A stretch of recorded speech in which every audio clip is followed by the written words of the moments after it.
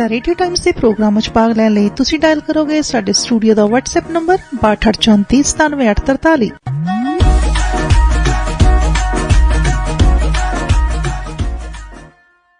ਉਹ ਤੰਦੂਰੀਆ, ਉਸਨੇ ਆਪਣੇ ਆਪ ਨੂੰ ਕਿਹਾ, ਪਰ ਇਸ ਸੋਚ ਨੂੰ ਅਧੂਰਾ ਹੀ ਛੱਡ ਦਿੱਤਾ।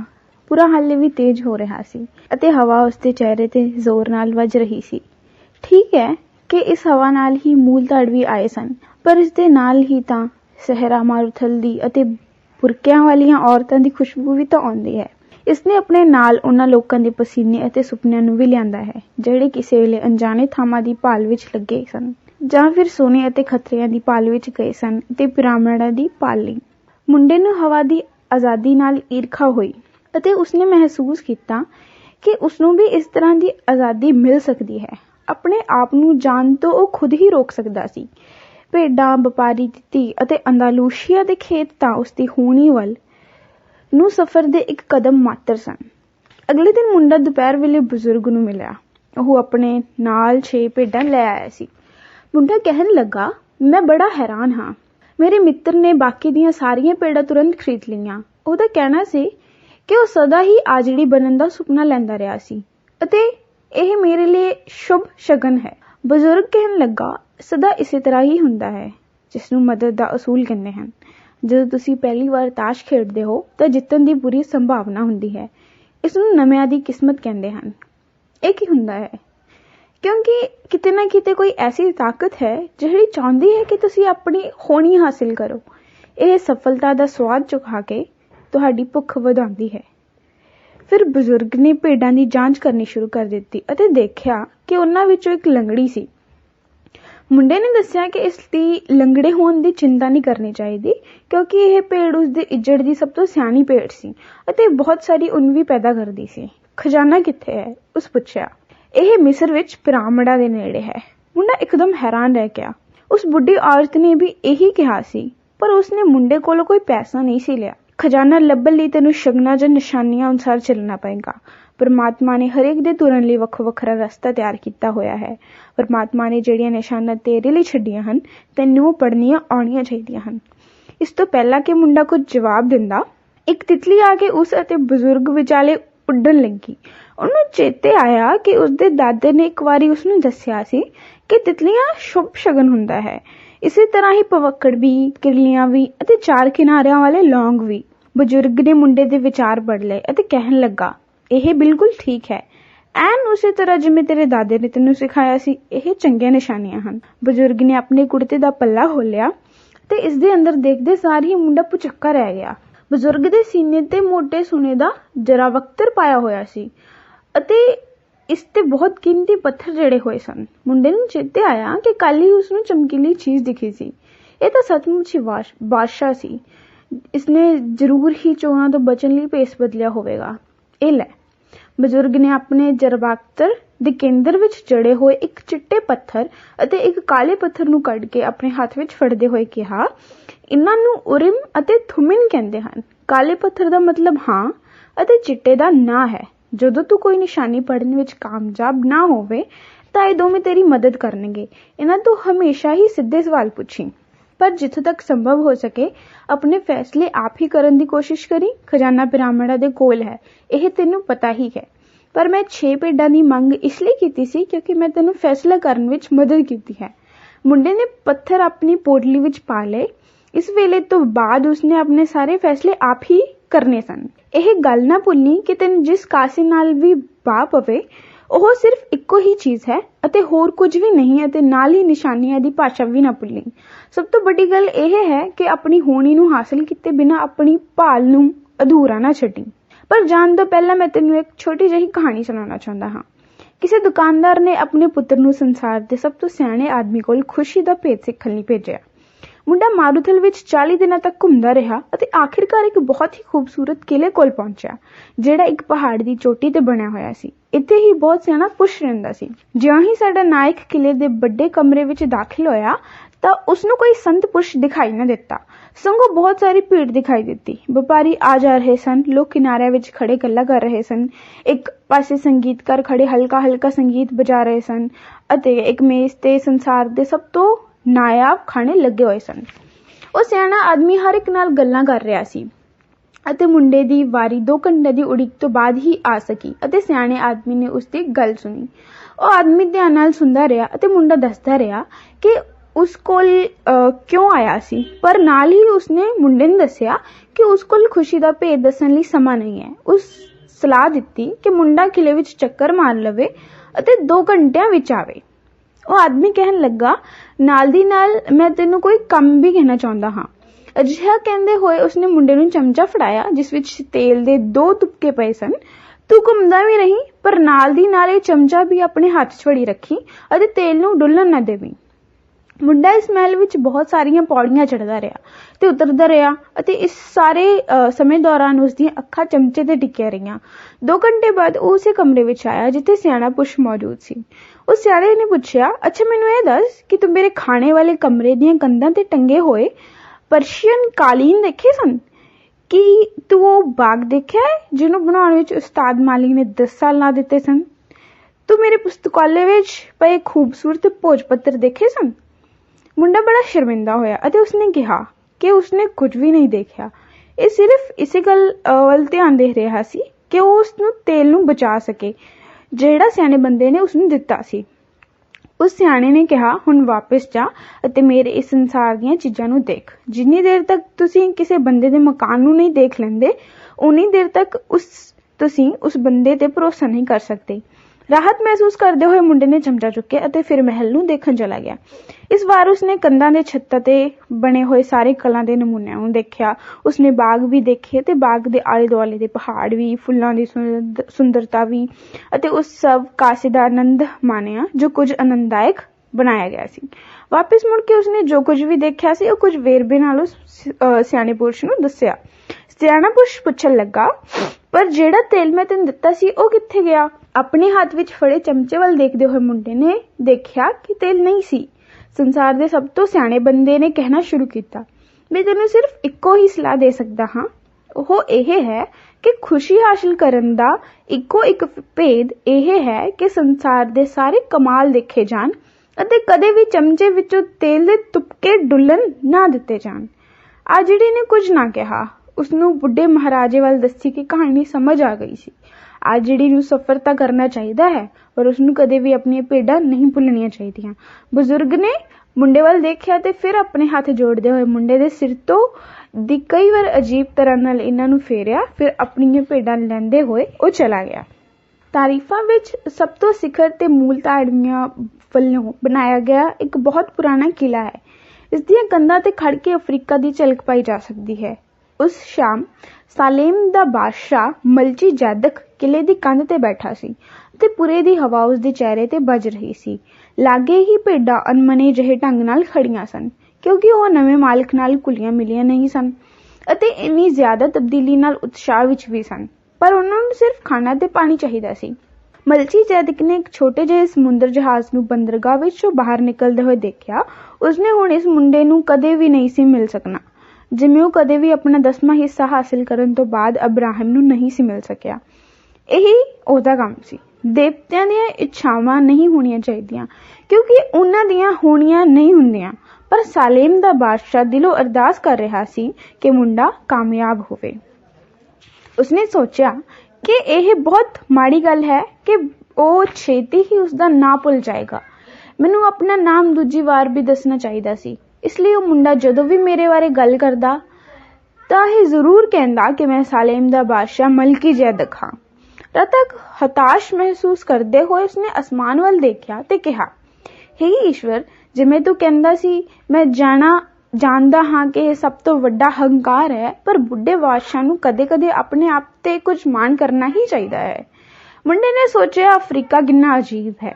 ਉਹ ਟੈਂਗੀਅਰ ਦੀਆਂ ਭੀੜੀਆਂ ਗਲੀਆਂ ਵਿੱਚ ਬਣੇ ਹੋਏ ਬਹੁਤ ਸਾਰੇ ਕਾਮਾ ਘਰਾਂ ਵਿੱਚ ਇੱਕ ਵਿੱਚ ਬੈਠਾ ਸੀ। ਕੁਝ ਲੋਕ ਇੱਕ ਵੱਡੇ ਸਾਰੇ ਹੁੱਕੇ ਚੋਂ ਤੰਬਾਕੂ ਵੀ ਪੀ ਰਹੇ ਸਨ, ਜਿਹੜੇ ਉਹ ਇੱਕ ਦੂਜੇ ਨਾਲ ਸਾਂਝਾ ਕਰ ਰਹੇ ਸਨ।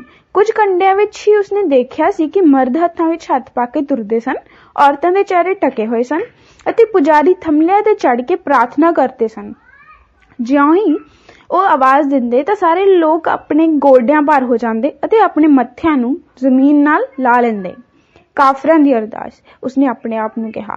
ਬਚਪਨ ਤੋਂ ਹੀ ਚਰਚ ਵਿੱਚ ਜਾਂਦੇ ਹੋਏ ਉਸਨੇ ਸਦਾ ਹੀ ਘੋੜੇ ਤੇ ਸਵਾਰ ਸੰਤ ਸਤਿਆਗੋ ਮਾਤਾ ਮੋਸ਼ ਦੇ ਬੁੱਤ ਵੱਲ ਦੇਖਿਆ ਸੀ, ਜਿਸ ਦੇ ਹੱਥ ਵਿੱਚ ਨੰਗੀ ਤਲਵਾਰ ਹੁੰਦੀ ਸੀ ਅਤੇ ਜਿਸ ਦੇ ਪੈਰਾਂ ਵਿੱਚ ਕੁਝ ਲੋਕ ਝੁਕੇ ਹੋਏ ਹੁੰਦੇ ਸਨ। ਮੁੰਡੇ ਨੇ ਆਪਣੇ ਆਪ ਨੂੰ ਬਹੁਤ ਦੁਖੀ ਅਤੇ ਇਕੱਲਾ ਮਹਿਸੂਸ ਕੀਤਾ। ਕਾਫਿਰ ਦੇਖਣ ਨੂੰ ਹੀ ਬੜੇ ਭੈੜੇ ਦਿਖਾਈ ਦਿੰਦੇ ਸਨ। ਇਸ ਦੇ ਬਿਨਾਂ ਆਪਣੇ ਸਫ਼ਰ ਦੀ ਕਾਹਲੀ ਦੌਰਾਨ ਉਹ ਸਿਰਫ ਇੱਕ ਗੱਲ ਭੁੱਲ ਗਿਆ ਸੀ, ਜਿਸ ਕਾਰਨ ਉਹ ਲੰਮੇ ਸਮੇਂ ਤੱਕ ਆਪਣੇ ਖਜ਼ਾਨੇ ਤੋਂ ਦੂਰ ਰਹਿ ਸਕਦਾ ਹੈ। ਇਸ ਦੇਸ਼ ਵਿੱਚ ਸਿਰਫ ਅਰਬੀ ਭਾਸ਼ਾ ਹੀ ਬੋਲੀ ਜਾਂਦੀ ਹੈ। ਕਾਹਵਾਖਾਨੇ ਦਾ ਮਾਲਕ ਉਸ ਦੇ ਕੋਲ ਆਇਆ ਅਤੇ ਮੁੰਡੇ ਨੇ ਉਸੇ ਸ਼ਰਾਬ ਵੱਲ ਇਸ਼ਾਰਾ ਕੀਤਾ ਜਿਹੜੀ ਨਾਲ ਦੇ ਮੇਜ਼ ਤੇ ਬੈਠੇ ਲੋਕ ਪੀ ਰਹੇ ਸਨ। ਇਹ ਕੌੜੀ ਚ ਨਿਕਲੀ। ਮੁੰਡੇ ਨੂੰ ਸ਼ਰਾਬ ਪਸੰਦ ਸੀ, ਪਰ ਉਸਨੂੰ ਹਾਲ ਦੀ ਘੜੀ ਇਸ ਦੀ ਚਿੰਤਾ ਕਰਨ ਦੀ ਲੋੜ ਨਹੀਂ ਸੀ। ਉਸਨੂੰ ਇਸ ਵੇਲੇ ਸਭ ਤੋਂ ਵੱਡੀ ਚਿੰਤਾ ਆਪਣੇ ਖਜ਼ਾਨੇ ਦੀ ਅਤੇ ਇਸ ਤੱਕ ਪਹੁੰਚਣ ਦੇ ਵਸੀਲੇ ਦੀ ਕਰਨੀ ਚਾਹੀਦੀ ਸੀ। ਭੇਡਾਂ ਵੇਚਣ ਨਾਲ ਉਸਦੀ ਪੋਟਲੀ ਵਿੱਚ ਕਾਫੀ ਪੈਸੇ ਆ ਗਏ ਸਨ ਅਤੇ ਮੁੰਡਾ ਜਾਣਦਾ ਸੀ ਕਿ ਪੈਸਾ ਹੀ ਅਸਲ ਵਿੱਚ ਜਾਦੂ ਹੈ। ਜਿਸ ਕਿਸੇ ਕੋਲ ਵੀ ਪੈਸਾ ਹੈ ਉਹ ਕਦੇ ਵੀ ਇਕੱਲਾ ਨਹੀਂ ਰਹਿੰਦਾ। ਛੇਤੀ ਹੀ ਖਬਰੇ ਕੁਝ ਦਿਨਾਂ ਵਿੱਚ ਹੀ ਉਹ ਪਿਰਾਮਿਡਾਂ ਤੱਕ ਪਹੁੰਚ ਜਾਵੇਗਾ। ਸੋਨੇ ਦੇ ਜਰਾਫਖਤਰ ਵਾਲਾ ਬਜ਼ੁਰਗ ਸਿਰਫ 6 ਭੇਡਾਂ ਹਾਸਿਲ ਕਰਨ ਲਈ ਹੀ ਝੂਠ ਨਹੀਂ ਸੀ ਬੋਲ ਸਕਦਾ। ਉਸ ਬਜ਼ੁਰਗ ਨੇ ਨਿਸ਼ਾਨੀਆਂ ਅਤੇ ਸ਼ਗਨਾਂ ਦੀ ਗੱਲ ਕੀਤੀ ਸੀ ਅਤੇ ਜਿਉਂ ਹੀ ਮੁੰਡਾ ਸਮੁੰਦਰੀ ਲਾਂਘੇ ਨੂੰ ਪਾਰ ਕਰ ਰਿਹਾ ਸੀ, ਉਸਨੇ ਨਿਸ਼ਾਨੀਆਂ ਬਾਰੇ ਸੋਚਣਾ ਸ਼ੁਰੂ ਕਰ ਦਿੱਤਾ ਸੀ। ਬਜ਼ੁਰਗ ਜਾਣਦਾ ਸੀ ਕਿ ਉਹ ਕੀ ਕਹਿ ਰਿਹਾ ਸੀ। ਜਿਹੜਾ ਸਮਾਂ ਮੁੰਡੇ ਨੇ ਅੰਦਾਲੂਸ਼ੀਆ ਦੇ ਖੇਤਾਂ ਵਿੱਚ ਬਿਤਾਇਆ ਸੀ, ਉਹਨਾਂ ਦਿਨਾਂ ਦੌਰਾਨ ਉਹ ਜ਼ਮੀਨ ਤੇ ਅਸਮਾਨ ਨੂੰ ਦੇਖ ਕੇ ਹੀ ਆਪਣਾ ਰਾਹ ਲੱਭਣਾ ਸਿੱਖ ਗਿਆ ਸੀ। ਉਸਨੂੰ ਇਹ ਪਤਾ ਲੱਗ ਗਿਆ ਸੀ ਕਿ ਕਿਸੇ ਖਾਸ ਕਿਸਮ ਦੇ ਪੰਛੀ ਦੀ ਮੌਜੂਦਗੀ ਦਾ ਮਤਲਬ ਇਹ ਹੈ ਕਿ ਨੇੜੇ ਹੀ ਕਿਤੇ ਸੱਪ ਹੋਣਾ ਚਾਹੀਦਾ ਹੈ, ਅਤੇ ਕਿਸੇ ਖਾਸ ਕਿਸਮ ਦੀ ਝਾੜੀ ਦਾ ਮਤਲਬ ਇਹ ਹੁੰਦਾ ਸੀ ਕਿ ਇਲਾਕੇ ਵਿੱਚ ਕਿਤੇ ਨਾ ਕਿਤੇ ਪਾਣੀ ਵੀ ਹੈ। ਇਹ ਸਾਰਾ ਕੁਝ ਉਸਨੂੰ ਭੇਡਾਂ ਨੇ ਸਿਖਾਇਆ ਸੀ। ਉਸਨੇ ਸੋਚਿਆ ਕਿ ਜੇ ਈਸ਼ਵਰ ਭੇਡਾਂ ਦੀ ਇੰਨੀ ਚੰਗੀ ਤਰ੍ਹਾਂ ਅਗਵਾਈ ਕਰਦਾ ਹੈ ਤਾਂ ਉਹ ਮਨੁੱਖ ਦੀ ਵੀ ਕਰੇਗਾ, ਅਤੇ ਇਸੇ ਨਾਲ ਉਸਨੇ ਚੰਗਾ ਮਹਿਸੂਸ ਕੀਤਾ। ਚਾਹ ਹੁਣ ਪਹਿਲਾਂ ਜਿੰਨੀ ਕੌੜੀ ਨਹੀਂ ਸੀ ਲੱਗਦੀ। ਤੂੰ ਕੌਣ ਹੈ? ਉਸਨੇ ਸੁਣਿਆ ਕਿ ਸਪੇਨੀ ਭਾਸ਼ਾ ਵਿੱਚ ਉਸਨੂੰ ਕੋਈ ਪੁੱਛ ਰਿਹਾ ਸੀ। ਮੁੰਡੇ ਨੇ ਰਾਹਤ ਮਹਿਸੂਸ ਕੀਤੀ। ਉਹ ਨਿਸ਼ਾਨੀਆਂ ਬਾਰੇ ਸੋਚ ਰਿਹਾ ਸੀ ਅਤੇ ਕੋਈ ਬੰਦਾ ਹਾਜ਼ਰ ਵੀ ਹੋ ਗਿਆ ਸੀ। ਉਹ ਪੁੱਛਣ ਲੱਗਾ, ਤੈਨੂੰ ਸਪੇਨੀ ਕਿਵੇਂ ਆਉਂਦੀ ਹੈ? ਉਸ ਕੋਲ ਆਇਆ ਬੰਦਾ ਕਾਫੀ ਜਵਾਨ ਸੀ ਅਤੇ ਉਸਨੇ ਪੱਛਮੀ ਢੰਗ ਦੇ ਕੱਪੜੇ ਪਾਏ ਹੋਏ ਸਨ, ਪਰ ਉਸਦੀ ਚਮੜੀ ਦਾ ਰੰਗ ਦੱਸਦਾ ਸੀ ਕਿ ਉਹ ਕਿਸੇ ਸ਼ਹਿਰ ਦਾ ਰਹਿਣ ਵਾਲਾ ਸੀ। ਮੁੰਡੇ ਨੇ ਸੋਚਿਆ ਕਿ ਇਸ ਨਵੇਂ ਆਉਣ ਵਾਲੇ ਬੰਦੇ ਦੀ ਉਮਰ ਅਤੇ ਕੱਦ ਉਸ ਜਿੰਨੇ ਹੀ ਸਨ। ਇੱਥੇ ਕਰੀਬ ਹਰ ਜਣਾ ਹੀ ਸਪੇਨੀ ਬੋਲਦਾ ਹੈ। ਸਪੇਨ ਇੱਥੋਂ ਮਸਾਂ 2 ਘੰਟੇ ਦੂਰ ਹੈ। ਮੁੰਡੇ ਨੇ ਕਿਹਾ, ਬੈਠ ਜਾ ਅਤੇ ਮੈਂ ਤੈਨੂੰ ਕੁਝ ਦਿਖਾਵਾਂਗਾ। ਨਾਲੇ ਮੇਰੇ ਲਈ ਸ਼ਰਾਬ ਦਾ ਇੱਕ ਗਲਾਸ ਲਿਆ, ਮੈਨੂੰ ਚਾਹ ਪਸੰਦ ਨਹੀਂ। ਨੌਜਵਾਨ ਆਦਮੀ ਕਹਿਣ ਲੱਗਾ, ਇਸ ਦੇਸ਼ ਵਿੱਚ ਸ਼ਰਾਬ ਨਹੀਂ ਮਿਲਦੀ, ਧਰਮ ਇਸ ਦੀ ਆਗਿਆ ਨਹੀਂ ਦਿੰਦਾ। ਮੁੰਡੇ ਨੇ ਉਸਨੂੰ ਦੱਸਿਆ ਕਿ ਉਹ ਪਿਰਾਮਿਡਾਂ ਕੋਲ ਜਾਣਾ ਚਾਹੁੰਦਾ ਹੈ। ਉਹ ਤਾਂ ਆਪਣੇ ਖਜ਼ਾਨੇ ਬਾਰੇ ਵੀ ਦੱਸਣ ਲੱਗਾ ਸੀ, ਪਰ ਐਨ ਮੌਕੇ ਤੇ ਨਾ ਦੱਸਣ ਦਾ ਫੈਸਲਾ ਕਰ ਲਿਆ। ਜੇ ਉਹ ਦੱਸ ਦਿੰਦਾ ਤਾਂ ਸੰਭਵ ਸੀ ਕਿ ਉੱਥੇ ਲਿਜਾਣ ਬਦਲੇ ਇਹ ਆਦਮ ਮੁੰਡਾ ਵੀ ਉਸਦਾ ਕੁਝ ਹਿੱਸਾ ਮੰਗ ਲੈਂਦਾ। ਉਸਨੂੰ ਚੇਤੇ ਆਇਆ ਕਿ ਬਜ਼ੁਰਗ ਨੇ ਉਸਨੂੰ ਕਿਹਾ ਸੀ ਕਿ ਜੋ ਚੀਜ਼ ਤੁਹਾਡੇ ਕੋਲ ਅਜੇ ਹੈ ਹੀ ਨਹੀਂ, ਉਸਦਾ ਕਿਸੇ ਦੂਜੇ ਨੂੰ ਹਿੱਸਾ ਦੇਣ ਦਾ ਵਾਅਦਾ ਕਰਨ ਦੀ ਕੋਈ ਤੁਕ ਨਹੀਂ। ਮੈਂ ਚਾਹੁੰਦਾ ਹਾਂ ਕਿ ਜੇ ਤੂੰ ਅਜਿਹਾ ਕਰ ਸਕਦਾ ਹੈ ਤਾਂ ਮੈਨੂੰ ਉੱਥੇ ਲੈ ਕੇ ਚੱਲ, ਇਸ ਬਦਲੇ ਮੈਂ ਤੈਨੂੰ ਪੈਸੇ ਦਿਆਂਗਾ। ਉਸ ਆਦਮੀ ਨੇ ਪੁੱਛਿਆ, ਤੂੰ ਜਾਣਦਾ ਹੈ ਕਿ ਉੱਥੇ ਕਿਵੇਂ ਪਹੁੰਚਦੇ ਹੈ? ਮੁੰਡੇ ਨੇ ਦੇਖਿਆ ਕਿ ਦੁਕਾਨ ਦਾ ਮਾਲਿਕ ਉਹਦੇ ਨੇੜੇ ਹੀ ਖੜਾ ਸੀ ਅਤੇ ਉਹਨਾਂ ਦੀ ਆਪਸੀ ਗੱਲਬਾਤ ਧਿਆਨ ਨਾਲ ਸੁਣ ਰਿਹਾ ਸੀ। ਉਸਦੀ ਮੌਜੂਦਗੀ ਵਿੱਚ ਮੁੰਡਾ ਬੇਆਰਾਮੀ ਮਹਿਸੂਸ ਕਰਨ ਲੱਗਾ, ਪਰ ਉਸਨੂੰ ਇੱਕ ਗਾਈਡ ਮਿਲ ਗਿਆ ਸੀ ਅਤੇ ਨਹੀਂ ਸੀ ਚਾਹੁੰਦਾ ਕਿ ਇਸ ਮੌਕੇ ਨੂੰ ਹੱਥੋਂ ਜਾਣ ਦੇਵੇ। ਉਸ ਨੌਜਵਾਨ ਨੇ ਕਿਹਾ, ਤੈਨੂੰ ਸਹਾਰਾ ਦਾ ਸਾਰਾ ਹਿੱਸਾ ਪਾਰ ਕਰਨਾ ਪੈਣਾ ਹੈ। ਅਜਿਹਾ ਕਰਨ ਲਈ ਤੈਨੂੰ ਪੈਸੇ ਦੀ ਲੋੜ ਹੈ। ਮੈਂ ਜਾਣਨਾ ਚਾਹੁੰਦਾ ਕਿ ਤੇਰੇ ਕੋਲ ਤੇਰੇ ਪੈਸੇ ਹਨ ਵੀ ਕਿ ਨਹੀਂ। ਮੁੰਡੇ ਨੇ ਸੋਚਿਆ ਕਿ ਇਹ ਬੜਾ ਅਜੀਬ ਸਵਾਲ ਹੈ, ਪਰ ਉਸਦਾ ਬਜ਼ੁਰਗ ਵਿੱਚ ਭਰੋਸਾ ਸੀ, ਜਿਸਨੇ ਕਿਹਾ ਸੀ ਕਿ ਜਦੋਂ ਤੁਸੀਂ ਸੱਚਮੁੱਚ ਕੁਝ ਹਾਸਿਲ ਕਰਨਾ ਚਾਹੁੰਦੇ ਹੋ ਤਾਂ ਇਹ ਸਾਰੀ ਕਾਇਨਾਤ ਤੁਹਾਡੇ ਹੱਕ ਵਿੱਚ ਸਾਜ਼ਿਸ਼ ਰਚਣ ਲੱਗਦੀ ਹੈ। ਉਸਨੇ ਆਪਣੀ ਪੋਟਲੀ ਵਿੱਚੋਂ ਪੈਸੇ ਕੱਢੇ ਅਤੇ ਉਸ ਨੌਜਵਾਨ ਨੂੰ ਦਿਖਾਏ। ਦੁਕਾਨ ਦਾ ਮਾਲਿਕ ਵੀ ਨੇੜੇ ਆ ਗਿਆ ਅਤੇ ਉਸਨੇ ਵੀ ਪੈਸੇ ਦੇਖੇ। ਦੋਵਾਂ ਜਣਿਆਂ ਨੇ ਅਰਬੀ ਭਾਸ਼ਾ ਵਿੱਚ ਕੁਝ ਗੱਲਾਂ ਕੀਤੀਆਂ, ਜਿਨ੍ਹਾਂ ਤੋਂ ਬਾਅਦ ਦੁਕਾਨ ਦਾ ਮਾਲਿਕ ਔਖਾ ਦਿਖਾਈ ਦਿੱਤਾ। ਨੌਜਵਾਨ ਕਹਿਣ ਲੱਗਾ, ਚਲੋ ਇੱਥੋਂ ਚੱਲੀਏ। ਦੁਕਾਨ ਦਾ ਮਾਲਿਕ ਚਾਹੁੰਦਾ ਹੈ ਕਿ ਅਸੀਂ ਇੱਥੋਂ ਚਲੇ ਜਾਈਏ। ਮੁੰਡੇ ਨੇ ਰਾਹਤ ਮਹਿਸੂਸ ਕੀਤੀ। ਉਹ ਪੈਸੇ ਦੇਣ ਲਈ ਉੱਠਿਆ ਤਾਂ ਦੁਕਾਨ ਦੇ ਮਾਲਿਕ ਨੇ ਉਸਨੂੰ ਬਾਹੋਂ ਫੜ ਕੇ ਗੁੱਸੇ ਭਰੇ ਕੁਝ ਸ਼ਬਦ ਕਹਿਣੇ ਸ਼ੁਰੂ ਕਰ ਦਿੱਤੇ। ਮੁੰਡਾ ਤਾਕਤਵਰ ਸੀ ਅਤੇ ਉਹ ਵੀ ਮੋੜਵਾਂ ਜਵਾਬ ਦੇਣਾ ਚਾਹੁੰਦਾ ਸੀ, ਪਰ ਉਹ ਪ੍ਰਦੇਸ਼ ਵਿੱਚ ਸੀ। ਉਹਦੇ ਨਵੇਂ ਦੋਸਤ ਨੇ ਦੁਕਾਨ ਦੇ ਮਾਲਿਕ ਨੂੰ ਪਿੱਛੇ ਧੱਕਿਆ ਤੇ ਮੁੰਡੇ ਨੂੰ ਖਿੱਚ ਕੇ ਬਾਹਰ ਲੈ ਗਿਆ। ਉਹ ਕਹਿਣ ਲੱਗਾ, ਉਹ ਤੇਰੇ ਪੈਸੇ ਖੋਣਾ ਚਾਹੁੰਦਾ ਸੀ। ਟੈਂਗੀਅਰ ਬਾਕੀ ਦੇ ਅਫਰੀਕਾ ਵਰਗਾ ਨਹੀਂ, ਇਹ ਬੰਦਰਗਾਹ ਹੈ ਅਤੇ ਹਰ ਬੰਦਰਗਾਹ ਵਿੱਚ ਚੋਰ ਹੁੰਦੇ ਹਨ। ਮੁੰਡੇ ਨੇ ਆਪਣੇ ਇਸ ਨਵੇਂ ਮਿੱਤਰ ਤੇ ਵਿਸ਼ਵਾਸ ਕੀਤਾ। ਉਹਨੇ ਉਸਨੂੰ ਇੱਕ ਖਤਰਨਾਕ ਸਥਿਤੀ ਵਿੱਚੋਂ ਬਾਹਰ ਕੱਢਿਆ ਸੀ। ਉਹਨੇ ਆਪਣੇ ਪੈਸੇ ਕੱਢੇ ਤੇ ਗਿਣਨ ਲੱਗਾ। ਦੂਜਾ ਬੰਦਾ ਉਹਦੇ ਪੈਸੇ ਫੜਦਾ ਹੋਇਆ ਕਹਿਣ ਲੱਗਾ, ਅਸੀਂ ਕੱਲ ਨੂੰ ਹੀ ਪਿਰਾਮਿਡ ਪਹੁੰਚ ਸਕਦੇ ਹਾਂ, ਪਰ ਮੈਨੂੰ 2 ਊਠ ਖਰੀਦਣੇ ਪੈਣਗੇ। ਉਹ ਟੈਂਗੀਅਰ ਦੀਆਂ ਭੀੜੀਆਂ ਗਲੀਆਂ ਵਿੱਚ ਦੀ ਇਕੱਠੇ ਤੁਰਦੇ ਰਹੇ। ਹਰ ਥਾਂ ਤੇ ਰੇਹੜੀਆਂ ਵਿੱਚ ਸਮਾਨ ਵਿਕ ਰਿਹਾ ਸੀ। ਉਹ ਇੱਕ ਵੱਡੇ ਮੈਦਾਨ ਵਿੱਚ ਪਹੁੰਚੇ ਜਿੱਥੇ ਦੁਕਾਨਾਂ ਸਜੀਆਂ ਹੋਈਆਂ ਸਨ। ਹਜ਼ਾਰਾਂ ਹੀ ਲੋਕ ਉੱਥੇ ਇੱਕ ਦੂਜੇ ਨਾਲ ਦਲੀਲਬਾਜ਼ੀ ਕਰਦੇ, ਖਰੀਦਦੇ ਅਤੇ ਵੇਚਦੇ ਖੜੇ ਸਨ। ਸਬਜ਼ੀਆਂ ਦੇ ਨਾਲ ਛੁਰੇ ਵੀ ਵਿਕ ਰਹੇ ਸਨ ਅਤੇ ਗਲੀਚਿਆਂ ਦੇ ਨਾਲ ਤੰਬਾਕੂ ਵੀ। ਪਰ ਮੁੰਡੇ ਨੇ ਆਪਣੇ ਨਵੇਂ ਮਿੱਤਰ ਉੱਤੇ ਹੀ ਨਜ਼ਰਾਂ ਗੜ ਰੱਖੀਆਂ ਸਨ। ਆਖਿਰਕਾਰ ਉਸਦੇ ਸਾਰੇ ਪੈਸੇ ਉਸੇ ਕੋਲ ਹੀ ਤਾਂ ਸਨ। ਉਸਨੇ ਸੋਚਿਆ ਕਿ ਉਹ ਉਸ ਕੋਲੋਂ ਪੈਸੇ ਵਾਪਸ ਮੰਗ ਲਵੇ, ਪਰ ਫਿਰ ਆਪੇ ਹੀ ਸੋਚਿਆ ਕਿ ਅਜਿਹਾ ਕਰਨਾ ਗੈਰ ਦੋਸਤਾਨਾ ਹੋਵੇਗਾ। ਉਹ ਜਿਸ ਨਵੀਂ ਧਰਤੀ ਤੇ ਆਇਆ ਸੀ ਉੱਥੋਂ ਦੇ ਰਸਮਾਂ ਰਿਵਾਜਾਂ ਬਾਰੇ ਵੀ ਨਹੀਂ ਜਾਣਦਾ ਸੀ। ਉਸਨੇ ਆਪਣੇ ਆਪ ਨੂੰ ਹੀ ਕਿਹਾ, ਮੈਂ ਬਸ ਉਸ ਤੇ ਨਜ਼ਰ ਰੱਖਾਂਗਾ। ਉਹ ਜਾਣਦਾ ਸੀ ਕਿ ਉਹ ਆਪਣੇ ਇਸ ਨਵੇਂ ਮਿੱਤਰ ਤੋਂ ਤਕੜਾ ਹੈ। ਇਸ ਸਾਰੇ ਰੌਲੇ ਗੋਲੇ ਦੌਰਾਨ ਅਚਨਚੇਤ ਹੀ ਉਸਨੇ ਇੱਕ ਐਸੀ ਬੇਹੱਦ ਖੂਬਸੂਰਤ ਤਲਵਾਰ ਦੇਖੀ ਜਿਸ ਤਰ੍ਹਾਂ ਦੀ ਪਹਿਲੀ ਕਦੇ ਨਹੀਂ ਸੀ ਦੇਖੀ। ਇਸ ਦੀ ਮਿਆਨ ਤੇ ਚਾਂਦੀ ਦਾ ਕੰਮ ਕੀਤਾ ਹੋਇਆ ਸੀ ਅਤੇ ਦਸਤਾ ਕਾਲੇ ਰੰਗ ਦਾ ਸੀ ਜਿਸ ਤੇ ਕੀਮਤੀ ਪੱਥਰ ਜੜੇ ਹੋਏ ਸਨ। ਮੁੰਡੇ ਨੇ ਆਪਣੇ ਆਪ ਨਾਲ ਵਿਚਾਰ ਕੀਤਾ ਕਿ ਜਦੋਂ ਉਹ ਮਿਸਰ ਤੋਂ ਵਾਪਸ ਪਰਤਿਆ ਤਾਂ ਇਹ ਤਲਵਾਰ ਖਰੀਦੇਗਾ।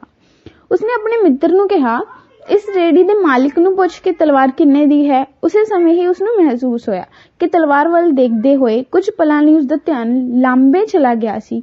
ਉਸਦਾ ਦਿਲ ਫੜਿਆ ਗਿਆ, ਜਿਵੇਂ ਉਸਦੀ ਛਾਤੀ ਇੱਕਦਮ ਹੀ ਦੱਬ ਗਈ ਹੋਵੇ। ਉਹ ਦੂਜੇ ਪਾਸੇ ਦੇਖਣ ਤੋਂ ਡਰਦਾ ਸੀ ਕਿਉਂਕਿ ਉਹ ਜਾਣਦਾ ਸੀ ਕਿ ਉਸ ਪਾਸੇ ਕੀ ਹੋਵੇਗਾ।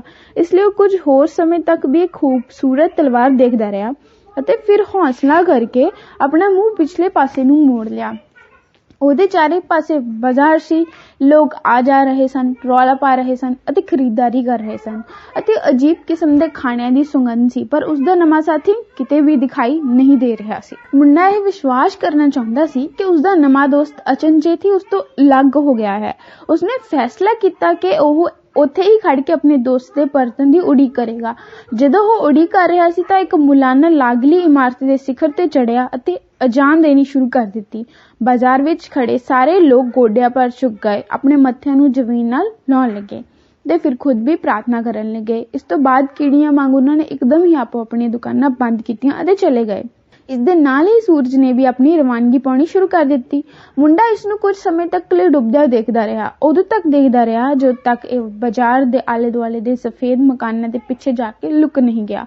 ਉਸਨੂੰ ਚੇਤੇ ਆਇਆ ਕਿ ਉਸ ਸਵੇਰ ਜਦੋਂ ਸੂਰਜ ਚੜ੍ਹਿਆ ਸੀ ਤਾਂ ਉਹ ਇੱਕ ਹੋਰ ਉਪ ਮਹਾਦੀਪ ਵਿੱਚ ਸੀ ਅਤੇ ਅਜੇ ਵੀ ਆਜੜੀ ਸੀ, ਜਿਸ ਕੋਲ 7 ਭੇਡਾਂ ਸਨ ਅਤੇ ਇੱਕ ਕੁੜੀ ਨੂੰ ਮਿਲਣ ਦੀ ਕਾਮਨਾ ਕਰ ਰਿਹਾ ਸੀ। ਉਸ ਸਵੇਰ ਜਦੋਂ ਉਹ ਆਪਣੇ ਜਾਣੇ ਪਛਾਣੇ ਖੇਤਾਂ ਵਿੱਚ ਦੀ ਤੁਰ ਰਿਹਾ ਸੀ ਤਾਂ ਉਹ ਜਾਣਦਾ ਸੀ ਕਿ ਕੀ ਹੋਣ ਵਾਲਾ ਹੈ, ਪਰ ਹੁਣ ਜਦੋਂ ਕਿ ਸੂਰਜ ਛਿਪ ਰਿਹਾ ਸੀ ਉਹ ਇੱਕ ਵੱਖਰੇ ਦੇਸ਼ ਵਿੱਚ ਸੀ, ਇੱਕ ਅਜੀਬ ਧਰਤੀ ਤੇ ਅਜਨਬੀ ਸੀ ਜਿੱਥੇ ਉਹ ਉਹਨਾਂ ਦੀ ਭਾਸ਼ਾ ਤੱਕ ਵੀ ਨਹੀਂ ਸੀ ਬੋਲ ਸਕਦਾ। ਉਹ ਹੁਣ ਆਜੜੀ ਨਹੀਂ ਸੀ ਰਿਹਾ ਅਤੇ ਉਸ ਕੋਲ ਕੁਝ ਵੀ ਨਹੀਂ ਸੀ, ਇੱਥੋਂ ਤੱਕ ਕਿ ਵਾਪਸ ਪਰਤ ਕੇ ਆਪਣੀ ਜ਼ਿੰਦਗੀ ਨਵੇਂ ਸਿਰੇ ਤੋਂ ਸ਼ੁਰੂ ਕਰਨ ਜੋਗੇ ਪੈਸੇ ਵੀ ਨਹੀਂ। ਮੁੰਡੇ ਨੇ ਸੋਚਿਆ ਕਿ ਇਹ ਸਾਰਾ ਕੁਝ ਸੂਰਜ ਚੜ੍ਹਨ ਤੋਂ ਲੈ ਕੇ ਡੁੱਬਣ ਤੱਕ ਵਾਪਰ ਗਿਆ।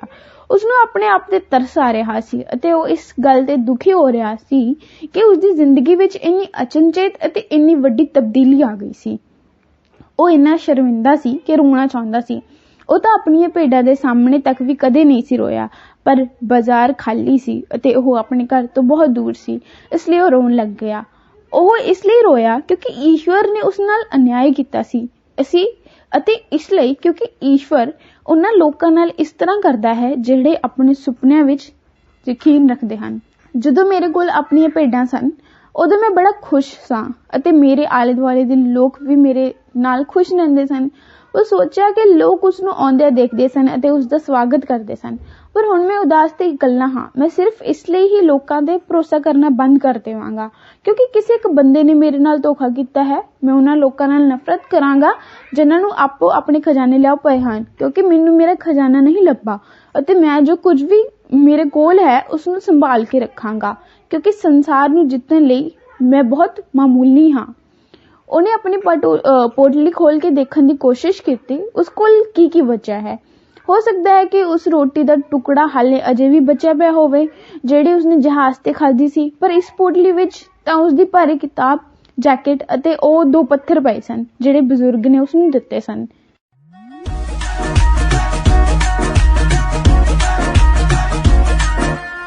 ਦਾ ਰੇਡੀਓ ਟਾਈਮਸ ਦੇ ਪ੍ਰੋਗਰਾਮ ਵਿੱਚ ਭਾਗ ਲੈਣ ਲਈ ਤੁਸੀਂ ਡਾਇਲ ਕਰੋਗੇ ਸਾਡੇ ਸਟੂਡੀਓ ਦਾ WhatsApp ਨੰਬਰ 6234 97843